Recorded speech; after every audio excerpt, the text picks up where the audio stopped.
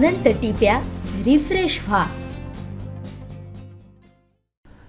कुडाळ तालुक्यातील पंढूर घोडगे राज्य महामार्गापासून डिगस सारगेवाडी ते हिरलोक गावाला जोडल्या जाणाऱ्या मार्गावरील लुडबेवाडी कोठार देवालय येथे बांधण्यात आलेल्या पुलाच्या कामात मोठा भ्रष्टाचार झाला असल्याचा आरोप महाराष्ट्र नवनिर्माण सेनेचे माजी कुडाळ तालुकाध्यक्ष प्रसाद गावडे यांनी केला आहे। नमस्कार। आज ज्या ठिकाणी मी उभा आहे हे डिगस गावामधील धावलेवाडी आणि चोरगेवाडी यांना जोडणारे हे पूल आहे। या आपण जर हा महामार्ग बघितला तर याच्यावरून हिरलोक गाव आणि पुढची गावं सगळी इथून जोडली जातात। आज या पुलावरती 30 लाख रुपये सिंधुदुर्ग जिल्हा परिषदेने अगदी 6-7 महिन्यापूर्वीच खर्च केलेले आहेत।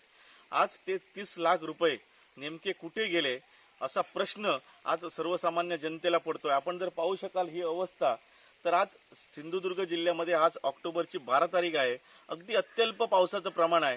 तर त्या अशा परिस्थितीमध्ये जर हे पाण्याचं प्रमाण, चिखलाचं प्रमाण इथे असेल तर संपूर्ण पावसाळा इथल्या स्थानिक लोकांनी कुठल्या परिस्थितीमध्ये घालवला याची कल्पना आपण करू शकाल। या संदर्भात सिंधुदुर्ग जिल्हा परिषदेच्या वरिष्ठ अधिकाऱ्यांशी यापूर्वी लक्षवेध केलेला होता ग्रामस्थांनी। त्यांनी जिल्हा परिषद बांधकाम विभागाच्या अधिकाऱ्यांना सूचनाही केलेली होती, परंतु त्यांच्या आदेशाला हरताळ फासण्याचं काम जिल्हा परिषद बांधकाम विभागाच्या अधिकाऱ्यांनी केलेलं आहे। आणि कशी फसवणूक केलेली आहे बघा।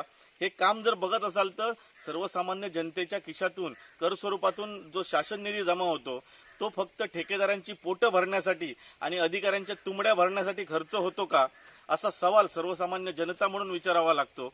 या संदर्भात सिंधुदुर्ग जिल्हा परिषदेचे मुख्य कार्यकारी अधिकारी असतील किंवा अतिरिक्त मुख्य कार्यकारी अधिकारी असतील यांनी गांभीर्याने लक्ष वेधून या संपूर्ण पुलाच्या बांधकामाची आणि झालेल्या भ्रष्टाचाराची सखोल चौकशी करावी अशी आमची मागणी आहे।